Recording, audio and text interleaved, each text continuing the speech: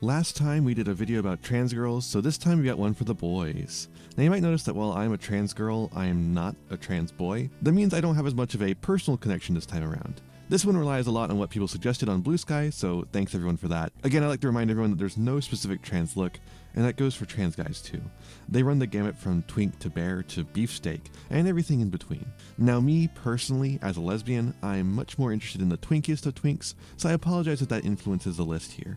But I tried to include a bit more of the variety of body types that Yu-Gi-Oh has on offer, which is mostly twinks and beefsteaks. Sorry to the bears and the bear lovers. With all those caveats out of the way, here's my top 10 trans guys in Yu-Gi-Oh! Honorable mention, Green Phantom King. This honorable mention is a good example of how hard it is to tell trans people apart from cis people. This guy is a king, so probably a boy of some kind, but is this boy on testosterone injections, just naturally so twinky, or even on like a half dose of estrogen or something? The flavor text just says he's youthful, so it could really be any of the three. The elven heritage makes it even harder to tell. You know those fuckers blur the lines between twink and girl twink. What I do know though is that the Green Phantom King is goals for NBs and trans masks, and that's more than enough to get him an honorable mention on here, regardless of the reality that we are just not privy to. Number 10. Fairy King Truesdale. Fairy King Truesdale is like if you took the same concept of Green Phantom King and made it much more clear that this is a trans mask who just came out, and is like worried that cutting his hair immediately is going to make people mad. Like his grandma is up in his ear going, "Oh, but your hair is so pretty."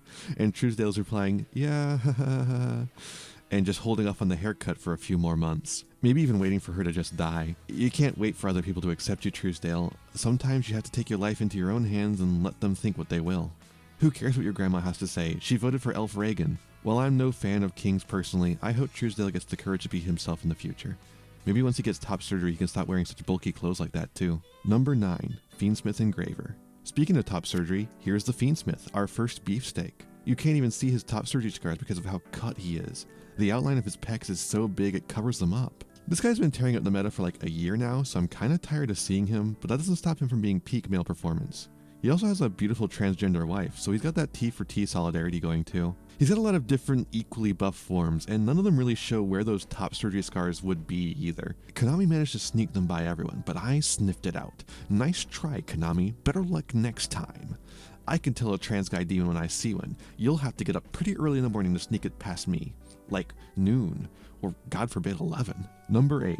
Sheret, the strategist of Necroz. Sheret is the little guy of the Necroz. Anyone who has played a Fire Emblem game knows that the strategist is always the most queer person in the game because it's you. You're gay, and so is Sheret. You could tell this by the obvious binder you can see peeking out from his shirt collar. I hope he's not taking that binder out into combat, but since he's a strategist, maybe it's fine. He's not out there fighting, he's got maps to look at and plans to make. And one of those plans is the continued supply of testosterone. Even in the event of like the 5th planet-wide catastrophe, you have to make sure you're taking care of yourself. You go, Sheret. Number 7. Musician King. This one is from a bit of a quirk of the fusion materials. You see, the Musician King requires the Witch of the Black Forest, an iconic card, and Lady of Faith, who looks like an off-brand Doriado for some reason.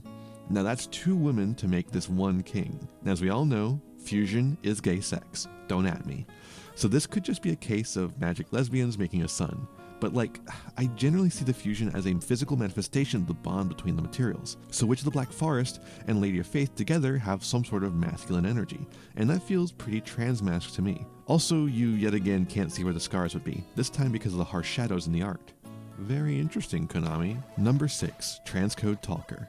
This is the Geonator Transverser free space for this episode. How did this guy make it so high up on the list though? What the hell? So yeah, he's got the word trans in his name, but what makes him so trans-masked that he's up in the number 6 slot? Well, I have it on good authority that trans guys love robot dudes, and Transcode is the only robot guy on the list. And since this is a code talker, we know he's at least gay since he's an extension of Playmaker, a very gay man. I think all of that is worth a few more points than Geonator Transgender, even if I personally prefer women. I hope you all appreciate my efforts to reach out to the trans guy community here. Number 5. Jane Lightsworn Paladin. Jane is a classic trans guy in Yu-Gi-Oh! Even the Progression Series boys were slipping up on identifying the gender on this guy. Why is your armor so big, Jane? Is it to hide that figure? Don't worry, the testosterone will change that for you a bit. He's got more attack on the offensive because unlike Sheret, he's taking his binder into battle, and his binder is a giant piece of armor. While he's attacking, he's fine, but that blowback is brutal since he can't breathe properly. Luckily, he's got a lot of friends waiting to be milled like Bara Gay Icon Wolf and Trans Girl Fellas. And of course, the Judgment Dragon who judges you if you misgender him, and the Punishment Dragon who just kills you instead. Now that's the kind of allyship we need in our current time. Number 4, Ween, the Spirit of Treats. Now while a lot of the previous entries have been trans guys who haven't been transitioning long, or the ultimate goals of a transition to some, I actually know several guys who look exactly like Ween. This little dork is so cute it makes me feral.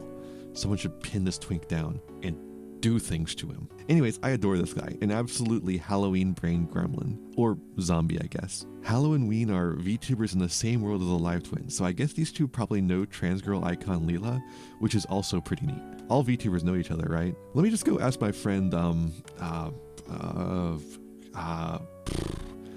name a single popular VTuber, challenge impossible. I just don't know them. Well, that joke's gone now. Anyways, his name is Ween. Like a penis? That's like such a transmass thing to do, right? Am I right? Am I correct? Please get me out of this section. I can't keep doing this. I can't. Number 3, Aeromage Laurel. The Aeromage community is a polycule of lesbians who stink good, and Laurel is the he-him transmasc lesbian of the group. If you have a problem with that, grow up and go outside for a bit. Do not discourse in my chat, I will not read it. I unfortunately adore Aeromage ever since they were the best free deck to play in Duel Links. Why does Duel Links constantly make stall decks the best free to play option? Aeromage, Triamid, they all take forever to kill you. Anyways, Aeromage is such a cute archetype and Laurel is probably my favorite of them.